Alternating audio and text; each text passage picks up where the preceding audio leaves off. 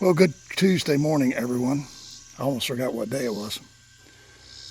It's a very bright and beautiful day here at Blue Sky Farms, and yes, they are very blue.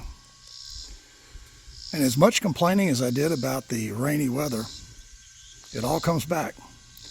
Now I wish I could have a little shower activity to maybe make the gardens figure out what to do. I think my garden may be as confused as I am. Handful of okra, handful of beans, and one really nice sized watermelon. The watermelon is a strange story. None of my watermelon plots that I planted have produced anything. I don't even think there's any blooms. This very nice melon came off of a stray. In other words, this is where we threw a piece over a fence and a plant came up. There's this melon and a couple of other small ones getting started. So the gardening year is somewhat confused at the moment.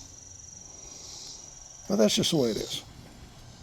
Can't control the weather, can't control nature. It will be what it will be. I'll walk over and show you a quick shot of the little garden we made, a little flower bed, to try to help with the erosion here. Everything seems to be holding up quite well. It has just been so very dry and really hot. So